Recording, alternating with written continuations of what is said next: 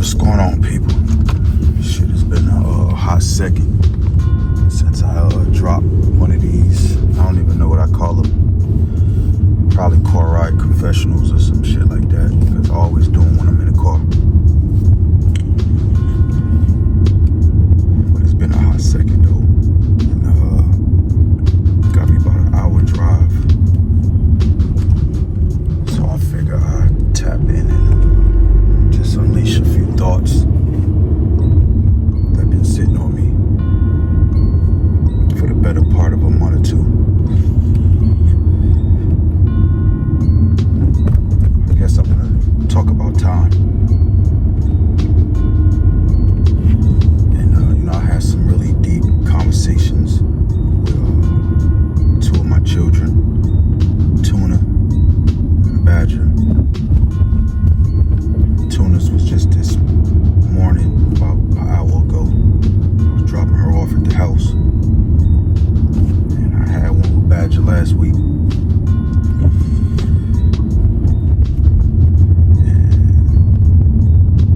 we was covering just the meaning of time and how precious and valuable it is. I think ultimately, as like children, a lot of things they're not going to understand in depth because they're children. But I think as adults, it's our job to kind of feed their brain as much as we can with the information. And you constantly drill that information over the course of weeks, months, years. And I guess just the way life works, at some point it'll register for them.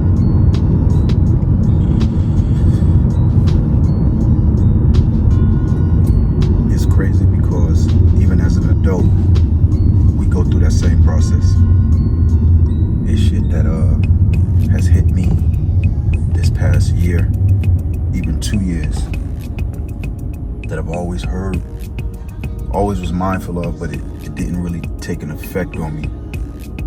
Because when things take an effect on you, I think you move different, you process things differently, you handle shit differently. You can have all the information in the world right in front of you, but if you're not actually applying it, it's useless. It's useless. And that's something that I'm always constantly trying to preach to my kids. But at the same time, I'm walking that same walk myself now. I said before in one of these car confessionals that I did, it wasn't the last one because I remember that topic, but it was maybe the one before that or the one before that. And I was talking about how, you can't get time back.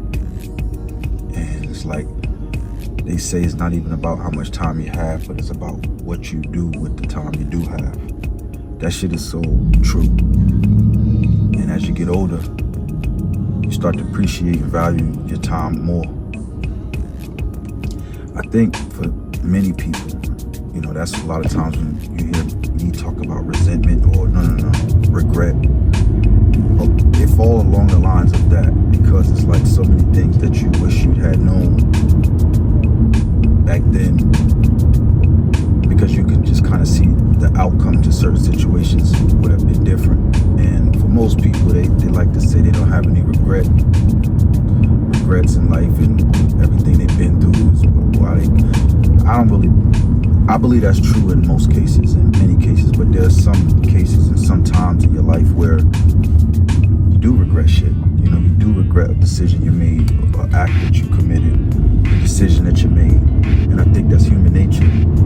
But it's just like boxing. You gotta roll with the punch. You gotta pivot. Ain't nothing you can do about it but reflect on it with hopes that you don't make that same mistake twice. And in some cases you do.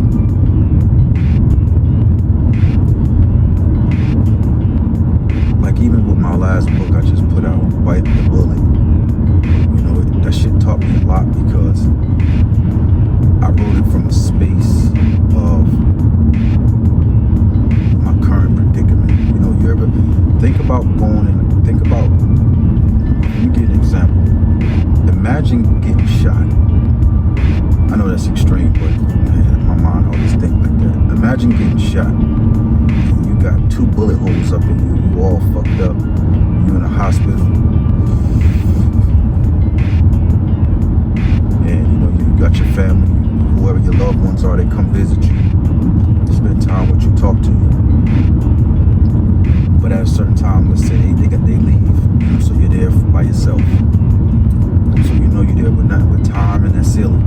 You just think and reflect on what happened, what you did wrong, what you could have did better, who did it. Your mind going through all kind of shit.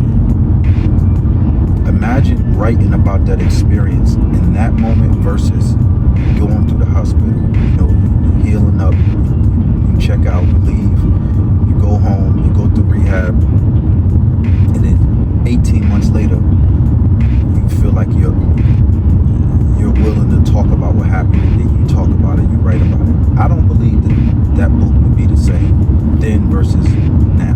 Doesn't mean I'm not saying that it wouldn't be a good book or that you can't recall some honest feelings and emotions that you had while you was in the hospital bed. I'm sure you can remember quite a bit, but no one can convince me that you capture all of the true, raw, authentic emotions. I don't believe that.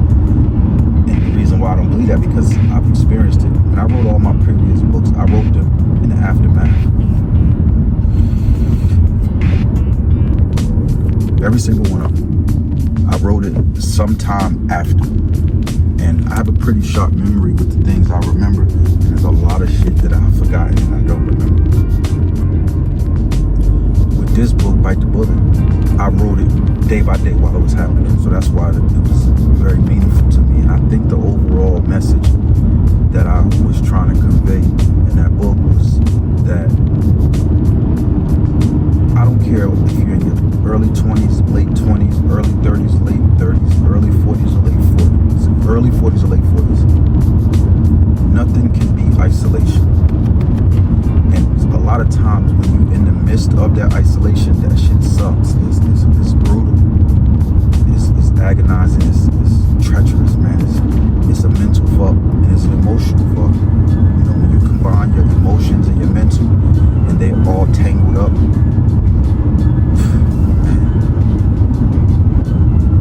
it'll put you on a plane of new ideas, new thoughts that you possibly can't get when you're surrounded by a lot of people, loved ones, situations, circumstances.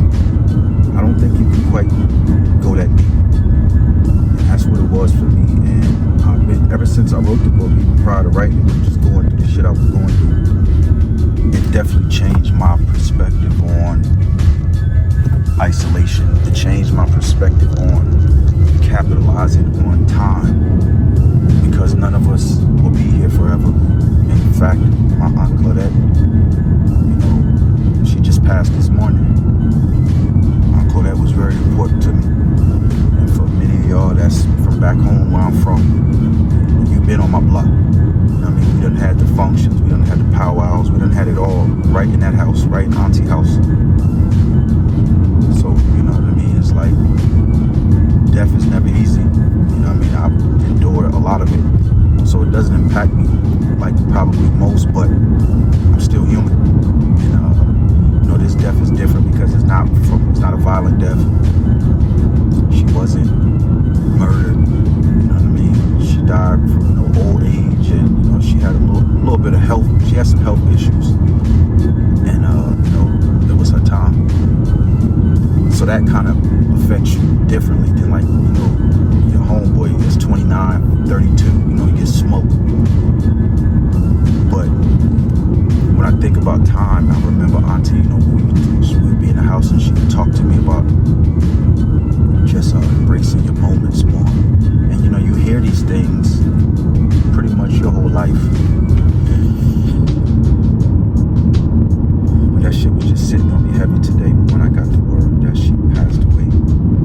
You know, Auntie was, you know, at the house with me for the past year and some change, and she just went to go stay in VA with her son a month ago. She just left, you know, my house. She was with me and my mother for about the last year and a half. She just left a month ago to go with her son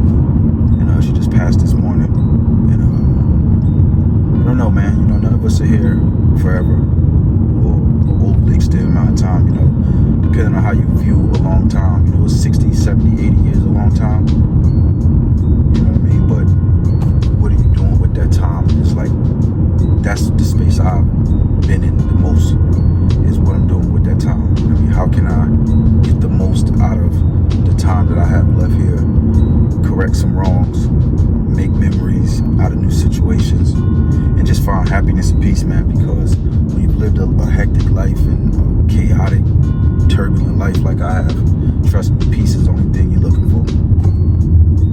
It's the only thing you're looking for.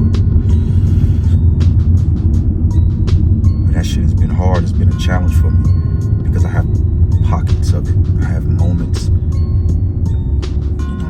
temporary distractions from, your day-to-day mental, anxiety.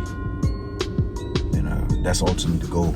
That's what it's been for me, is how do I find peace and stay there? How can I sit in that and then deal with whatever the inevitables in life are? Bad shit, unfortunate circumstances. Those type of things are gonna happen in life.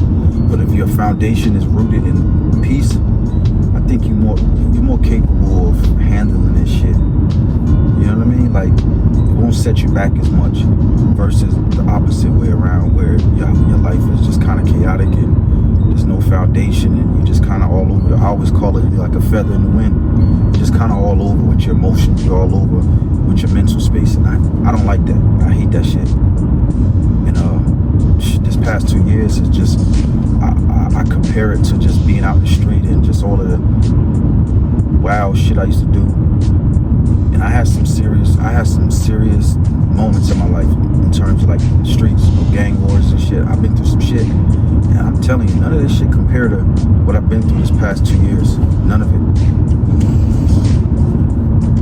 Different type of battle, but a battle nonetheless. And this shit has been hard than a motherfucker.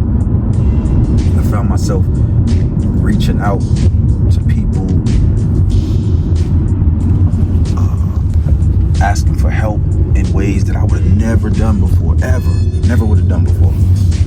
And when you've been molded and groomed a certain way for so long, that shit makes it more difficult to kind of break or conform to this new style of living. And this new style of living is that, you're human, and everybody need help at certain times in their life.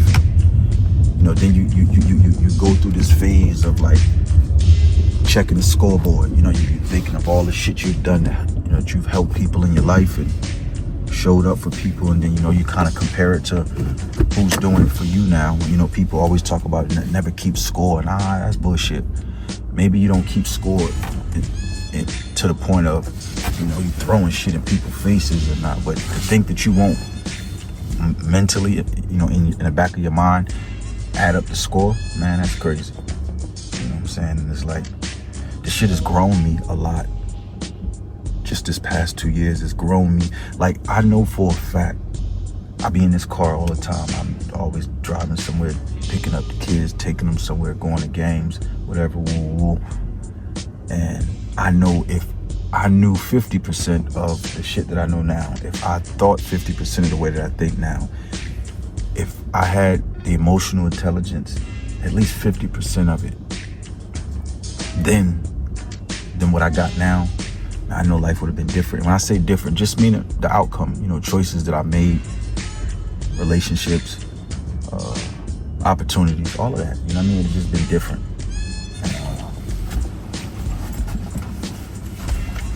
It's just more mental reflection at the end of the day. So, at the end, ultimately, it was really no real reason why I made this car confessional.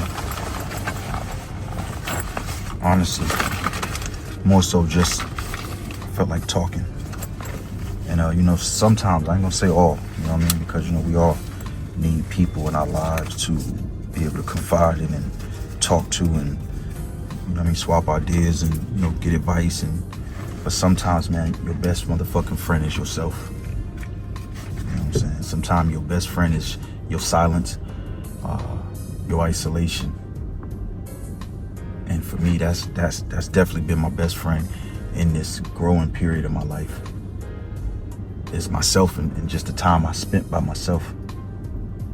That shit been rough, it's been hard, it's been discouraging a lot of the time, but you keep fighting and you keep getting through those moments in hopes that, you know, once you get through it, man, it kind of change your perspective and you can kind of walk in that new space that you're in.